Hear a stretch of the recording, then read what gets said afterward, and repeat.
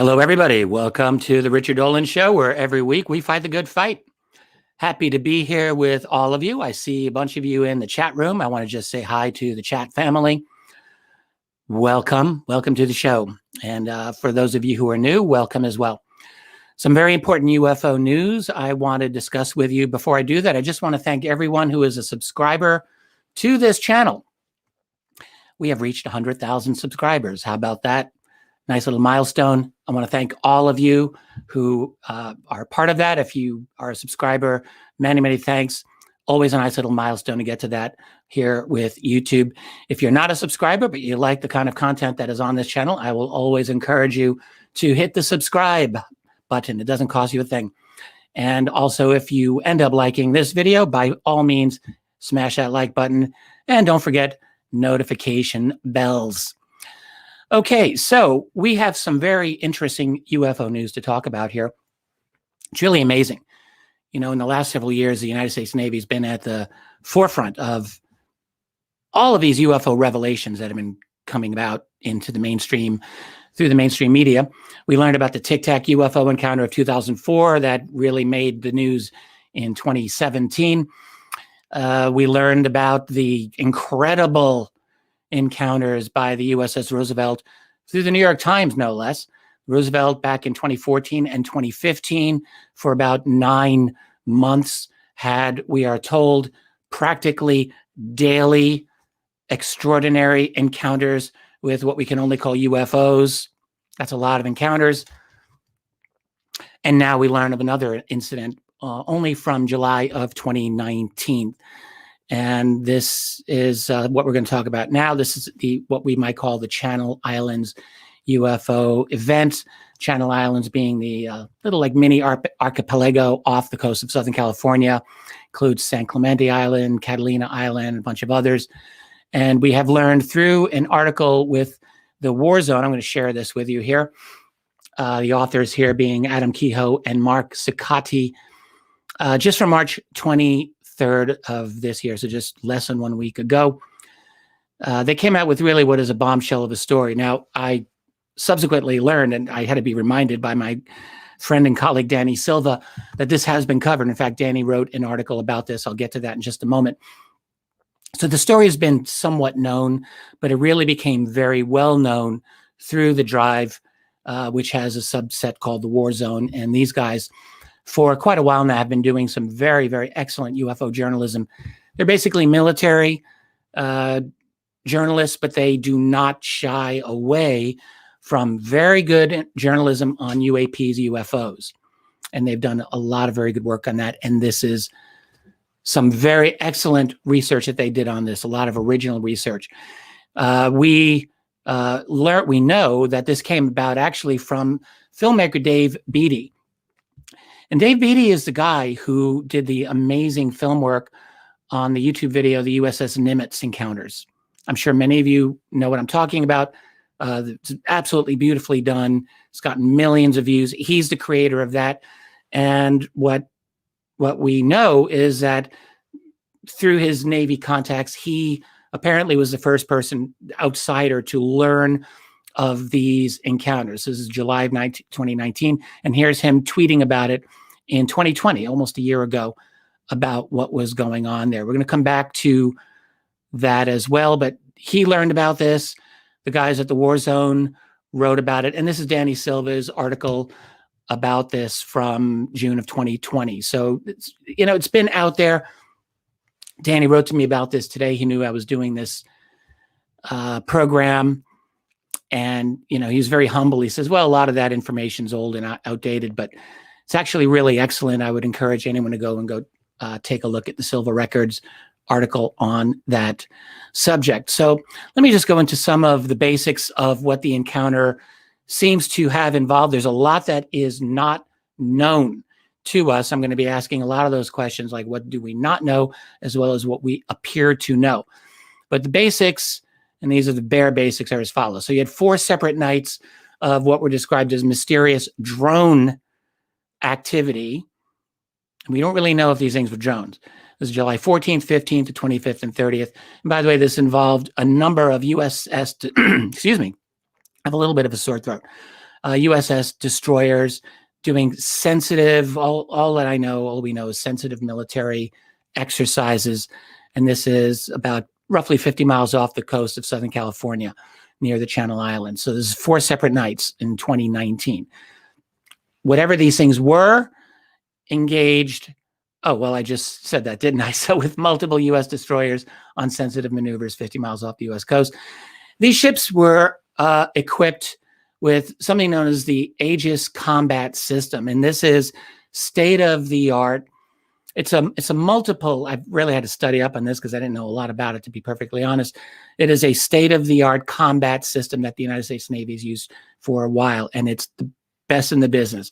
So it has multiple features about it, including an incredible radar array system by which it can track something like 100 targets at the same time. Something is the size of a basketball at like many, many, many miles away.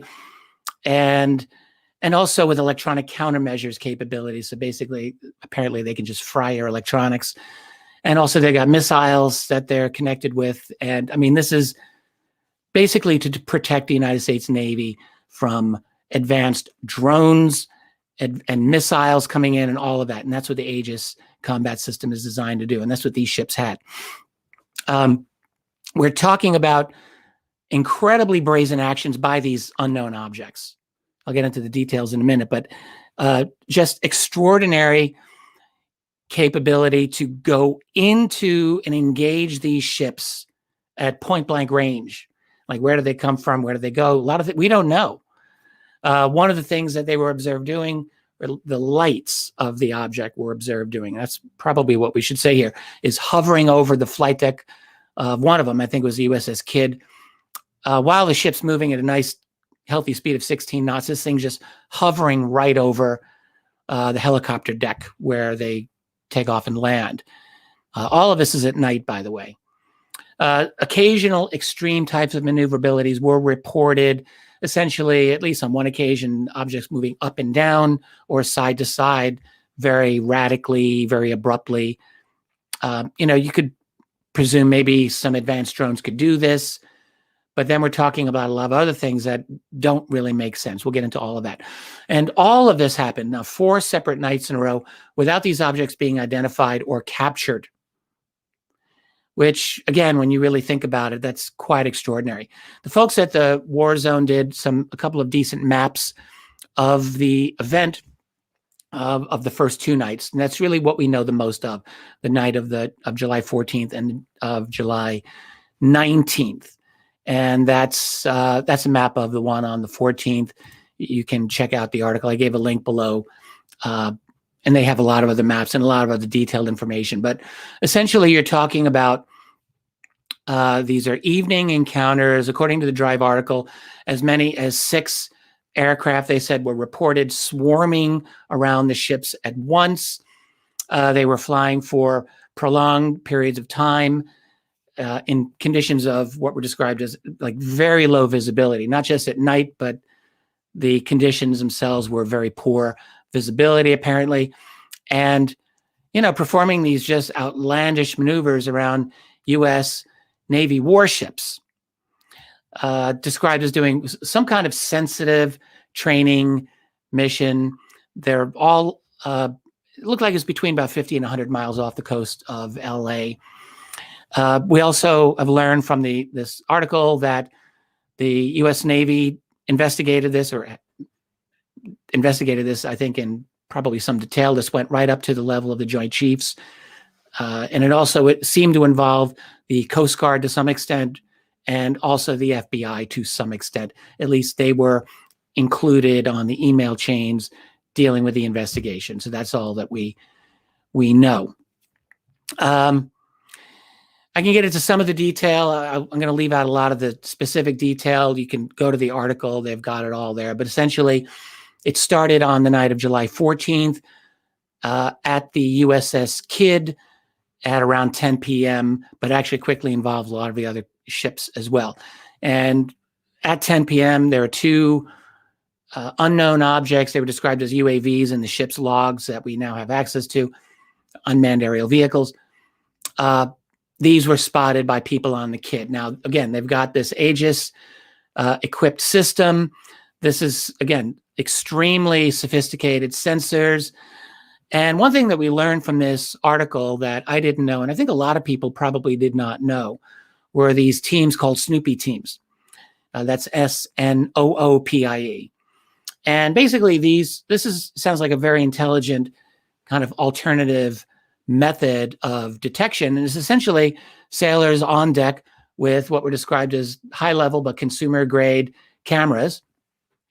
And they're described as like a nimble spotting and event recording team. So if there's something happening, they can run to a certain part of the ship and they can record with their cameras.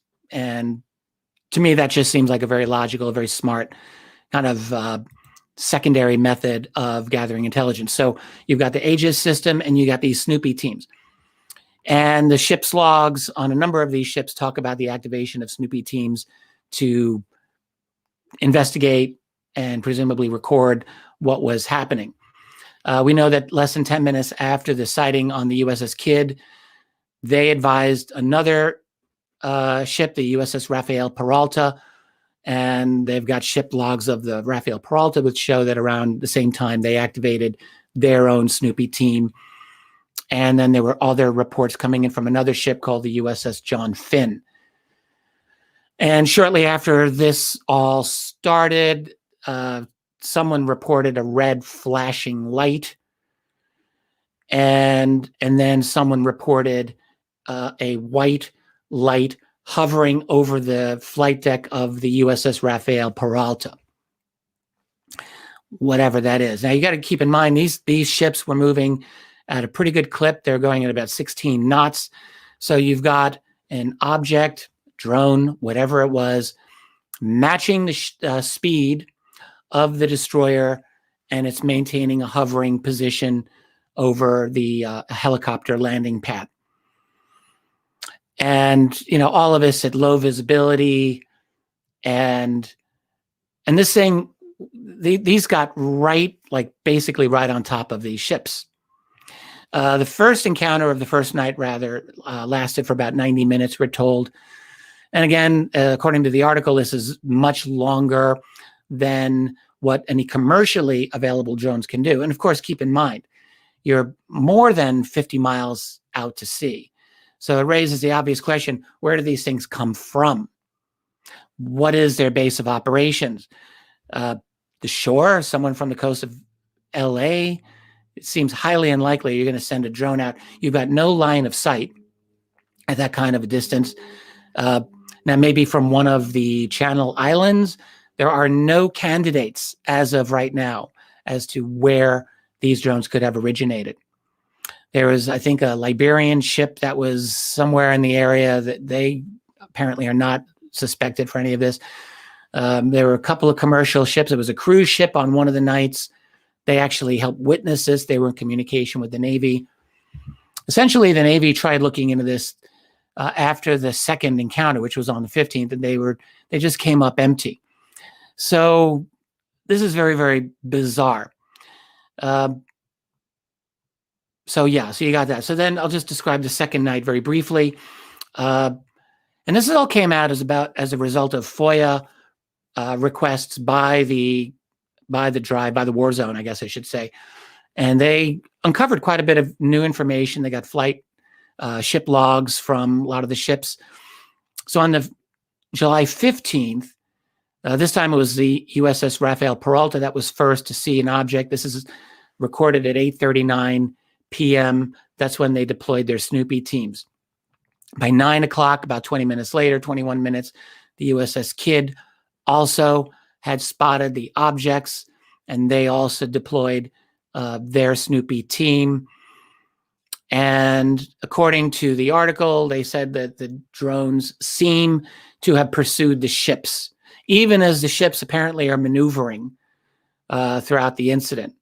Or is it the drones that are maneuvering? Actually, that's a good question. I don't know if it's the drones that are maneuvering in this article or the ships, but they're following the ships throughout. There's a remark at 9:20 in the USS Kidd's logs that simply remark multiple UAVs around ship. And apparently it originally had said above ship, but the word above was crossed out. So does that mean that they were above, but now they were around? Or did the person mistakenly think that they were above and then corrected himself and said, no, they were around?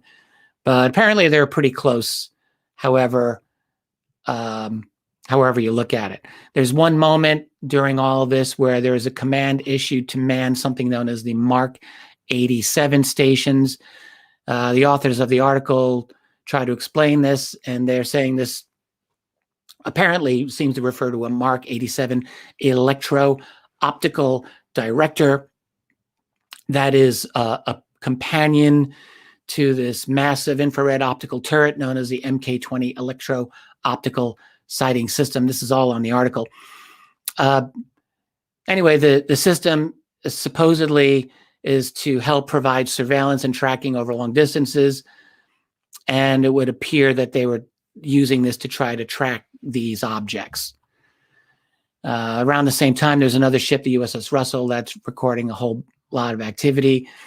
And they get a radio call from a cruise ship called the Carnival Imagination, which is just notifying them that they're seeing objects that are not from their ship. The cruise ship has nothing to do with this. And they said that they saw as many as 5 or 6 drones, objects, whatever, maneuvering nearby. So this went on for quite a while. And this prompts investigation. We don't know how these things left, where they went to, none of that. We don't have any of this information. This launched an official investigation. The U.S. Navy had something called the Naval Criminal Investigation Service, NCIS, and they've got their whole protocol in place here. They apparently were in communication with the Coast Guard and with the FBI. Sorry. And what we know is that this went to the top of the Navy hierarchy, which included a member of the Joint Chiefs of Staff. So very important to note this. These were taken very seriously. All right. So, and the crazy thing is that while this investigation was going on, all right, this is now a week later, more than a week later, they're still trying to figure out, like, who are these people? Who's behind this? What was the intent? And so forth. And it was then on the 25th of July, while that investigation of the first 2 nights is going under, that another event happened involving the USS Kidd. We don't have as much detail about this, but at around 1:20 in the morning, we know that the USS Kidd activated another Snoopy team for about 30 minutes to investigate some other incident. And then there was another one on July 30th, 5 days later, where a Snoopy team again was activated at around 2:15 in the morning, and it was deactivated a little more than an hour after that. And what's amazing about this is that they're occurring while the Navy is investigating the first 2 series of events, and these objects now come back. And the ships are still in the same general vicinity, near the Channel Islands off the coast of Southern California. And that is what's going on. So incredibly brazen. So let me just move on to my next few slides here. I say fearless. These objects are fearless. You think about taking an advanced drone. Let's say you've got some prototype drone and you take it anywhere from 30 to 60 miles over the ocean, because that's apparently the range of where these encounters happen off the coast. And then you go and mess with, and that's the only word that I can think of here, well-equipped U.S. destroyers that are performing what we're told are sensitive maneuvers. You not only succeed, but you get away without being identified or destroyed. That's rather amazing. That's just, that's an incredible thing to say. Now, we'll get into the UFO aspect of this in a moment, but the first question we just want to ask is, what were these? What could these have been?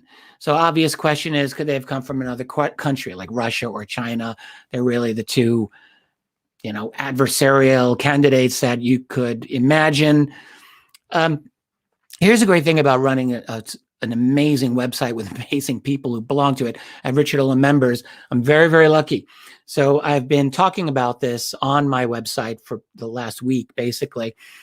And the responses that I have gotten from just exceedingly well-informed, smart commentators has been very, very helpful for me. Any of you who are watching this, I just want to thank all of you. There were at least a dozen, probably closer to 20 very informed individuals on that site. These are people with really sophisticated knowledge of military technology, U.S. Navy, and they were very helpful to me to explain a lot of the details of what was going on here. So I guess after extended conversation, we all kind of realized that this would be rather ludicrous to think that the Russians or Chinese would be doing this. First of all, you're talking 50 miles roughly off the coast of the United States. All right. So you're essentially, this is like, if not a direct act of war, pretty darn close to being an act of war during, like during peacetime. This is just kind of an outrageous thing to do. But also, like, you'd be risking detection or exposure of, if you've got a drone capability that advanced, are you really going to send them across the world and get right in the face of the Aegis combat system, which I'm going to talk about that in just a minute? That is a very foolhardy thing to do indeed. So it just seems ludicrous. And of course, we just have to add that there is no evidence whatsoever to point to the Russians or Chinese, or for that matter, any other nation. There are no other candidates. So that's one thing. So then one thing that I was in conversation about with one individual who's very, very, very intelligent about these things, and he's just kicking around the idea. It was almost as a, like, what if? So could it have been a private contractor working with some very advanced tech that they were trying out? I raised this with the website, and I mean, that immediately got shot down, and rightly so. People were just reporting out, look, are you serious, man? First of all, to support the idea, let me just say that if that were the case, there's a very good reason why this would never be discussed. It would be very embarrassing, like, for starters. But the most important reason is to admit this would be giving away technical secrets to other countries, like to let them know, oh, wow, the U.S. is working on these types of drones that can do such and such. So you wouldn't do it. But the fact is that there's no evidence to support this. Clearly, the Navy investigation has looked into all possibilities. There's no indication that they came out with it. But basically, the idea just struck most of the people on my website as lunatic. People who are very familiar with the defense contracting system, who just said, look, all hell would break loose. Like, you not only would just lose every contract, but you'd probably be imprisoned and worse. And I mean, this is just an incredibly brazen, risky thing to do, to not tell the Navy that you're going to, like, test out some new technology like that. So basically the answer over at Richard Dolan members was no, don't even think about it. Hardly likely at all. To which I have to say I agree with that. So we're running out of options here, are we not? So one thing that I just will remind all of you is that there are some clues to the situation that we should not lose sight of. And that is, as I have talked about for many, many years, through the long history of UFOs in the 20th and 21st century, you get a pattern. The pattern is that these objects, these UFOs, these UAP, whatever they are, this is not the first time you've seen brazen actions by these things that have repeatedly been seen to enter restricted airspace, going places you're not allowed to go, often just hanging out for long periods of time, in an act almost of defiance of the local military base commanders, and often showing capabilities, aerial capabilities that we just did not know how to do and still officially can't really do. And also, like this last incident that we're learning about, being impervious to any attempts at interception or engagement. Yeah, I mean, that's just something that we see over and over again. So the thing is, are these UFOs? Well, the bottom line is three things. They are technology beyond what we can explain. Like for standard drone technology, we don't know how this could have been done. We don't know how, I'm going to get to these later, but let me just bring it up now, how they could have approached the Navy ships in such a stealthy manner, to the extent that, as far as we can tell, they were basically right on top of these ships. How did they do that? How did they get away? We have no information about this. So there was no maneuvering of the objects that make it definitive like a UFO, like instant acceleration, takeoff, the speed of light and so forth. But the robustness, shall we say, of the technology, the capabilities of these objects is certainly highly advanced, no matter how else you want to look at it. And in addition to that, they're acting in a highly provocative manner, at least either against the U.S. military or in a way to provoke the United States military, and by an unknown source. So if you want to get down to it, yes, that's like a UFO. Now, there are things that we do not know. We can call them gaps in the story. Let me get into some of these. One, and this is not to fault anyone at the Warzone, obviously. They did a very good job, and they got a lot of information out for us. There's just a lot that we do not know. We don't know most of the specifics about how these drones maneuvered. We know they had to have been able to, let me just unshare this for a second. So they had to have been able to move at a pretty good clip to catch up to these ships wherever they were. The article at one point made a statement that they were recorded going as fast as 45 miles per hour, which, I mean, that's fast for a drone.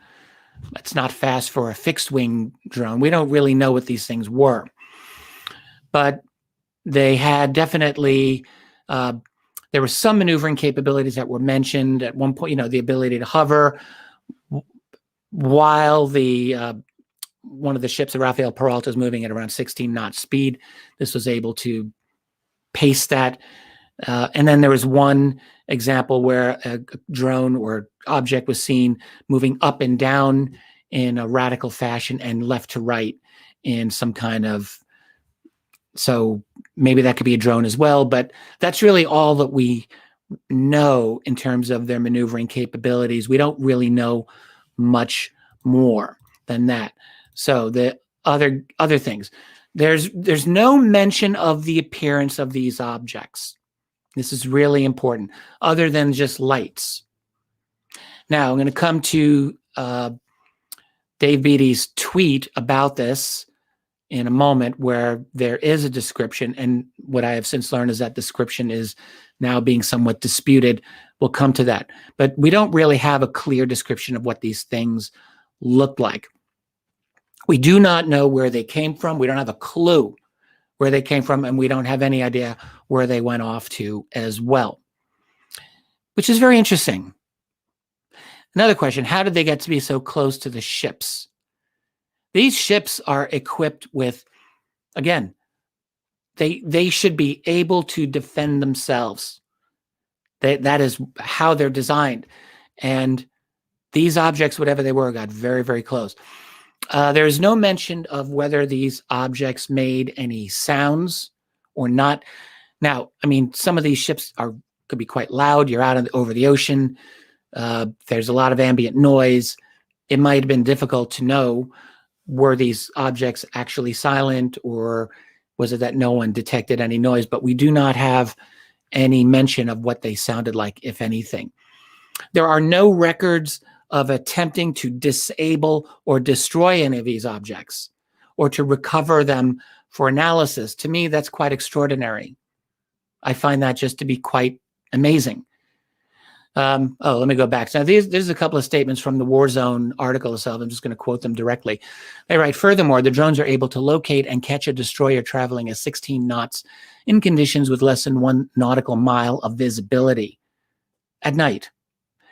Equally baffling, their operators appear to have coordinated at least 5 to 6 drones simultaneously. And they go on and say, then there's the question of line of sight control and control methods in general, which makes the capabilities described all that much more puzzling. Yes, absolutely. And they have another statement here where they just put out the possibility that this might have been some kind of military test. They write, to be sure, San Clemente Island and nearby training area Fleta Hot are hosts to a bevy of testing, which can include classified programs. Is it possible, they ask, that the drones were operated by the military itself in an errant test of some kind? And these are fair questions to ask. We don't have any answers to any of that. And another question that you want to ask is, were these actually drones? Again, there's no physical description of them. There are no reported sounds. We don't know what their range is. We don't know what their line of sight was.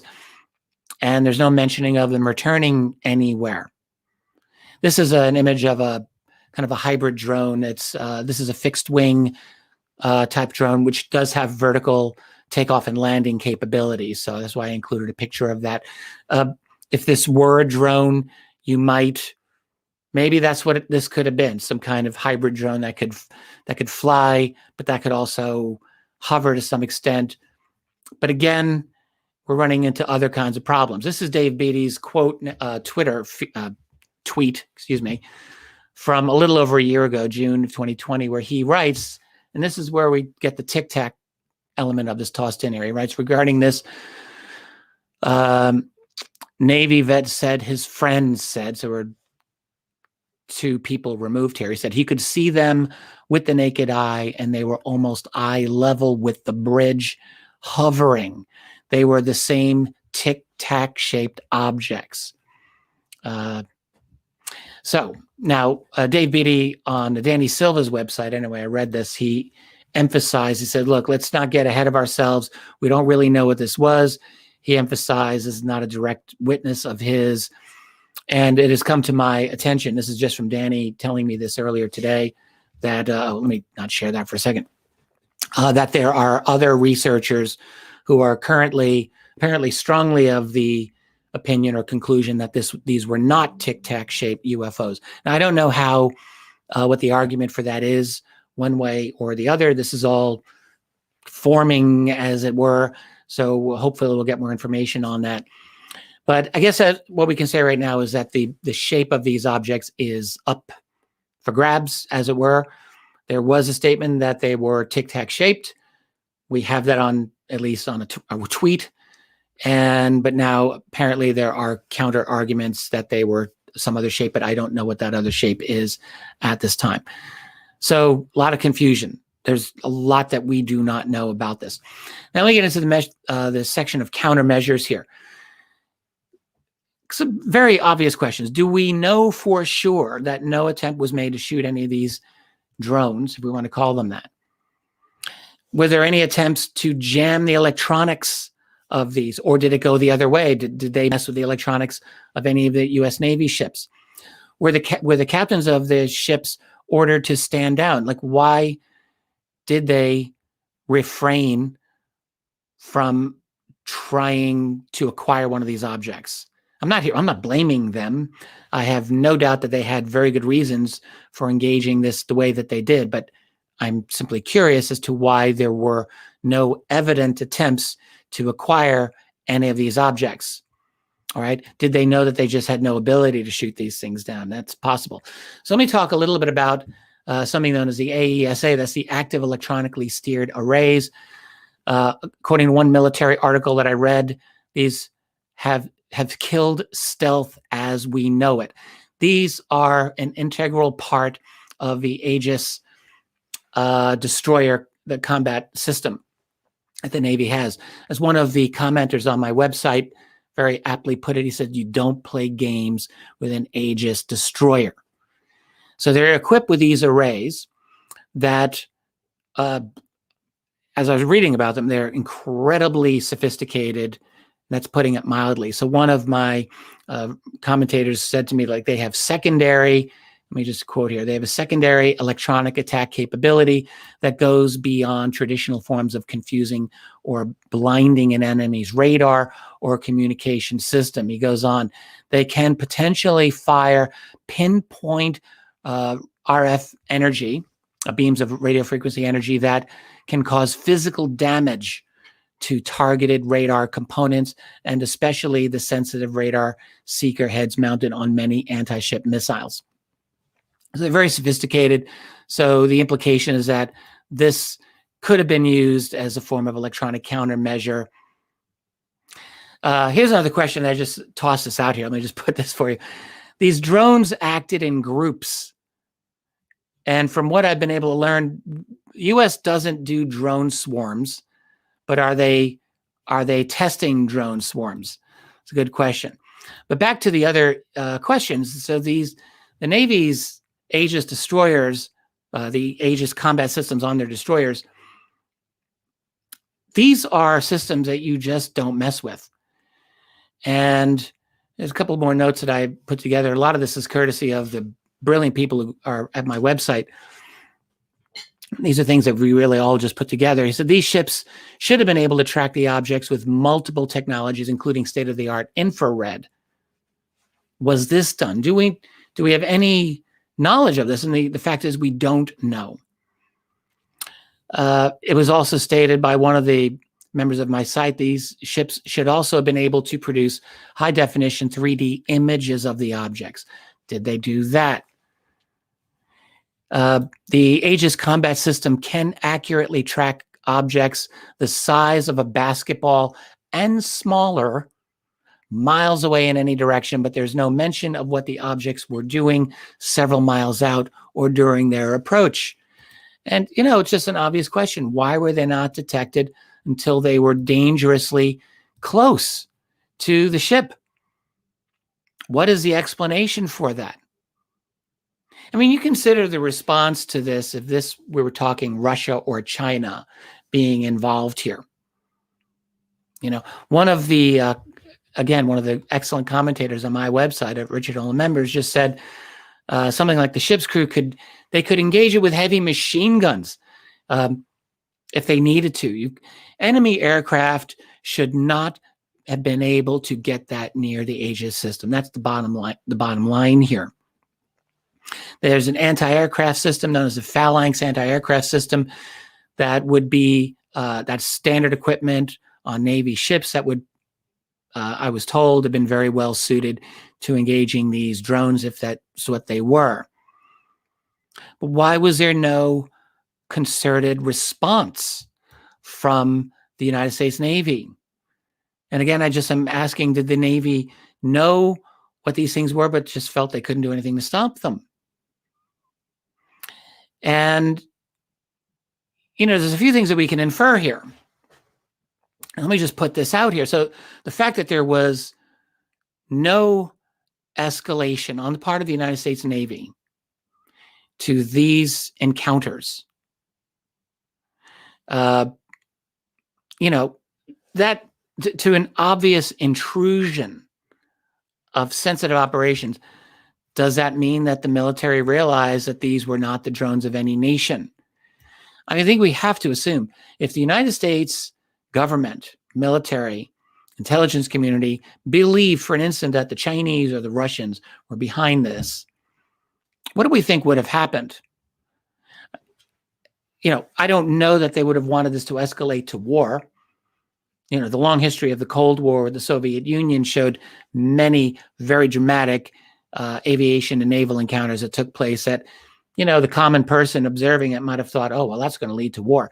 And many times, in fact, it never did. So it's certainly entirely possible that, you know, the U.S. does it to the Russians and the Chinese, that they might do it back to the United States. But there, again, there's nothing for us to hang that conclusion onto. There's no data to work with. And you would think at the very least that if that were the case, if it were Russian or Chinese, an incredibly brazen thing to do, that the United States Navy would have not hesitated to shoot one of those things down and acquire it one way or another. So they didn't do that. They didn't do any of that. And to me, that's quite telling. We also have to assume that the action of these objects had to have a purpose. And what could the purpose have been? Well, when I was talking earlier about the long history of UFO encounters over sensitive installations, frequently sensitive nuclear type installations, they weren't always nuclear, but they were often had nuclear components to them. We could maybe infer in those cases that whoever was behind these UFOs was very interested in monitoring what the United States was doing with its nuclear technology. If there are other beings that are here sharing this world with us in ways that we don't fully understand, maybe they don't care about us, but maybe they care what we're doing in their neighborhood or on the planet that they're also working on. And I personally just wonder, it's purely speculation here on my part, were these objects not from our society, and were they simply monitoring something, maybe something unique that the United States Navy was doing at that time, or something that was noteworthy, that got their attention, that they felt the need to send in small aircraft of their own to investigate. It's an incredibly fearless act for them to do this type of a thing. I can't imagine any nation, frankly, or any private corporation for that matter, so brazenly wanting to test the United States Navy to send drone type objects practically on top of United States Navy sensitive maneuvers that are taking place. This is only a year and a half ago, less than 2 years ago. This is not ancient history. And we have to assume a couple of other things. Look, the U.S. Navy has been at the forefront of all this news about UAP. They have openly admitted that they have ongoing UAP encounters. They have stated that they have UAP incident protocols that are in place. But we can see why, because they have these encounters quite frequently. We learned from the New York Times article from a couple of years ago that when the USS Roosevelt had its encounters for a 9-month period, that these were nearly daily. And I keep coming back to that. Forgive me, you've heard me talk about this many times, but I just think of that as extraordinary.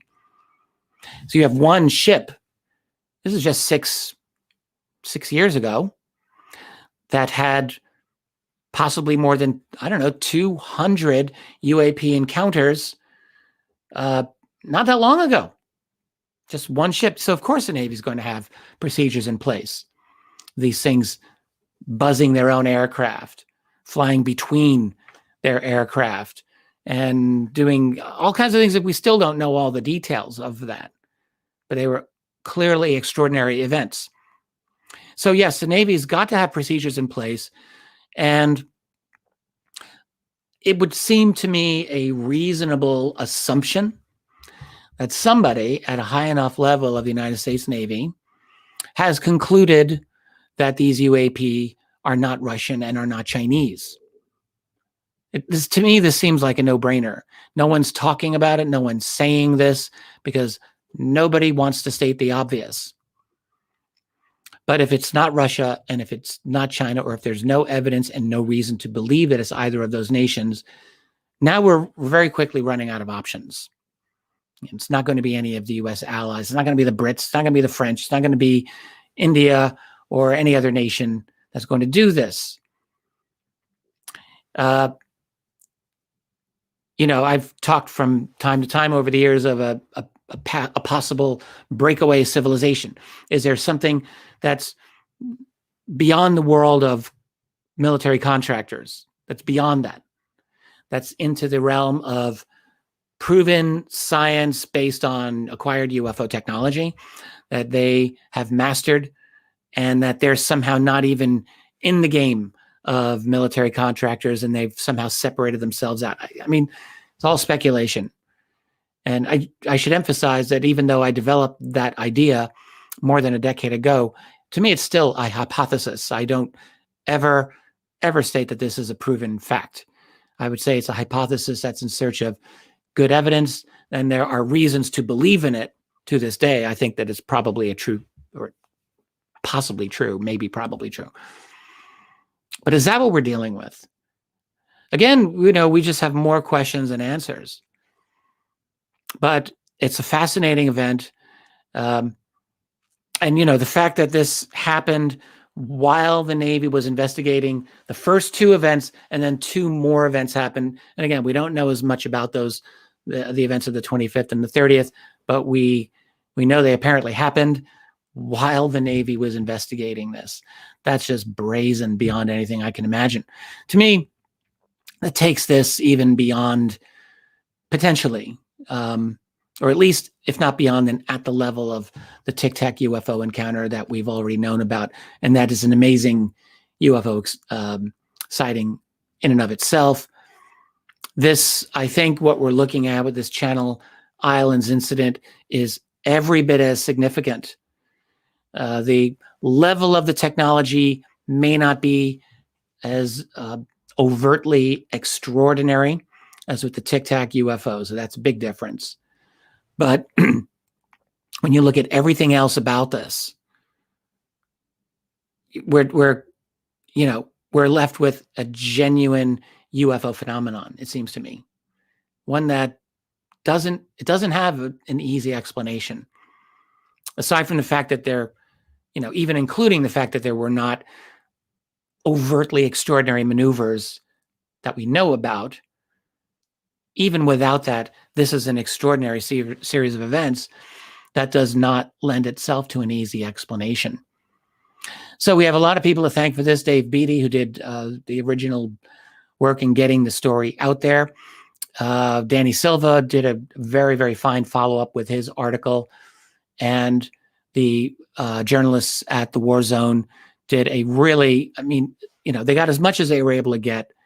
I think they did a very excellent job in helping to flesh this story out, but there is still so much we do not know. And we are left with very odd behavior and very odd response by the United States. I think it just has to be said. And again, I'm not here to criticize the United States Navy in this encounter. I have a very strong feeling they did everything that they knew they should or should not have done. I have no doubt that they followed their protocols accurately. But the fact is, there are no objects that are supposed to get this close to those ships. It's not supposed to happen. And the fact that it happened repeatedly by multiple objects, over 4 different nights at least that we know of, that's an amazing thing. If you really want to get into it, and if you're the Navy, you could easily be saying our incredibly advanced, sophisticated defensive systems are obsolete. They don't work. Because if those objects, those drones, whatever they were, if they had weapons on them, if they wanted to do damage to any of the U.S. Navy ships, it looks to me like they would easily have been able to do so. But that's not what they did. They did not engage in overt hostilities. They simply really tweaked, really buzzed by these U.S. Navy destroyers. And that's enough. That's enough.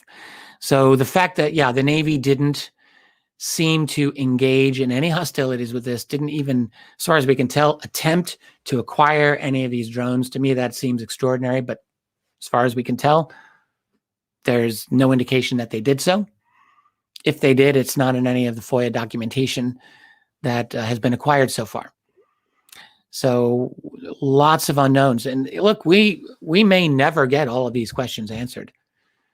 That's the world we live in now. We don't have a transparent system. I think we all understand that. The guys at the Warzone were lucky to get what they did, in my opinion. They eventually hit their own brick walls.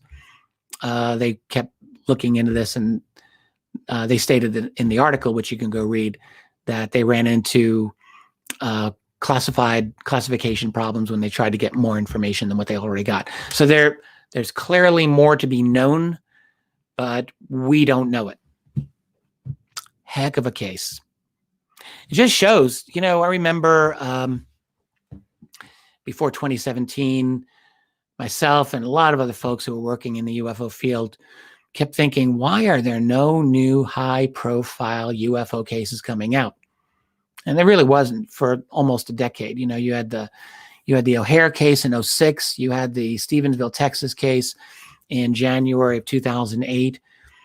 And in terms of high profile cases, there were lots of UFO reports. You can go to the National UFO Reporting Center and just see thousands. But there were none that were really high profile that got the imagination of the broader public until the last 3.5 years. And now we're getting more. And I find that encouraging. I'm very glad that we're able to get these contemporary cases out, because they just show yet again that this phenomenon has not gone away. It remains to be here with us, and it is as perplexing as ever. And it shows that there is some trouble in paradise behind. It's like we live inside a walled off area. That 12-foot high stone wall around us. And that's our world. And we live inside that. And that's our reality and the things that we're told. But beyond that wall is a whole mess of activity that's going on. And I'll leave you with this question. Ask yourself, what could some of those activities be? How far can it go? And when you really want to get into the reasons for the serious secrecy on the subject of UFOs, you just let your mind wander a little bit into some possible scenarios that are well within the realms of possibility, like really could be true. Could it be the case that the United States military has known about these objects for generations and has concluded that they have little to no effective capability to deal with them? Or here's another question, maybe they have the capability to deal with them, but they decide not to. And why would they decide not to? Would be a very interesting question. Do they realize, well, these other beings are not here to wage war on us, so we can just let them do their thing? Better not get them mad at us. Is that a possibility? Is it more than that? I'm going to leave it at that for right now. But there could be a lot of possibilities. And I'm not suggesting any one specific scenario here. But beyond this wall that we are in, this very high wall with, most of the activity is beyond our ability to detect, our ability, not the military's ability. It's like we're kept in an artificial reality. The Matrix became a popular movie for a good reason. Are we living in for all intents and purposes, a completely artificially constructed, fictitious reality? Well, I think you know the answer to that one. So that's all I got for you this evening. And I want to thank all of you for being here. And I just want to, again, thank all of you who got this channel to 100,000 subscribers. Rock on. I'm very, very proud of that. Very proud of everyone who's made that possible. If you like this video, please do help me out. Give a nice, healthy like to the video. And if you want to get notifications, it's always a great idea. Hit that notification bell so you don't miss when I come up with new live streams. I've done 3 weeks in a row now. So how about that? Fun times. If I've got something to talk about next week, I will do next week as well. So we'll just play it by ear. But I want to thank everyone for being here. Again, everyone in the chat room, I see you all there. I just want to thank all of you for being here. And I will definitely catch you all very soon. I'm Richard Dolan, and let's keep fighting the good fight. Till the next time.